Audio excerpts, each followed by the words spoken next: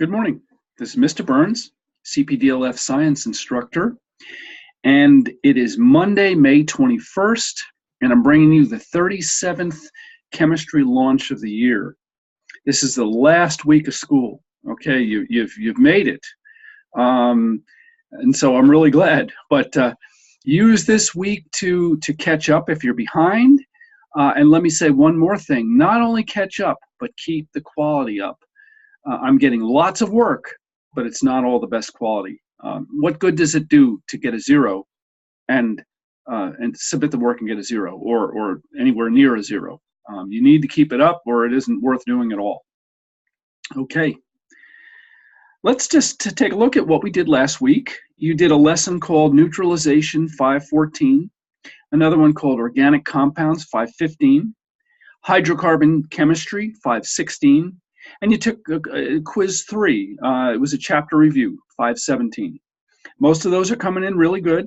One thing about this neutralization lesson, please remember when an acid and a base come together, they don't just neutralize each other. What do they produce? There's a question in there that most people are not getting right, and that is, what do they produce? They don't just neutralize each other, okay?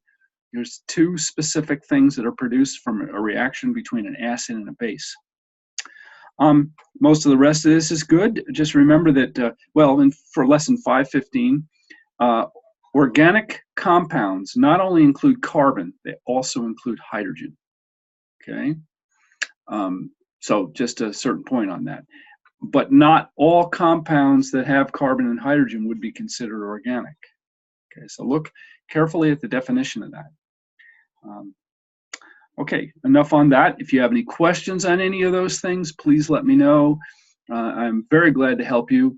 And by the way, lots of people are, well, not lots, but a certain number of people send me messages like, will you help me with this? I'll be glad to help you. Absolutely glad to help you. Anytime. But I have to when I get those kind of questions, I have to send a response that says, I'll be glad to help you, but please give me specific questions. I can't teach through the message box any better than the directions can, okay?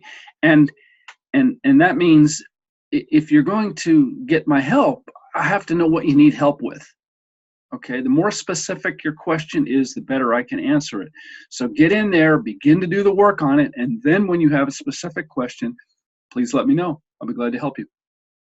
Okay, for this week, you're going to take the Unit 5 test, number 519. You're going to do a review, 6.1.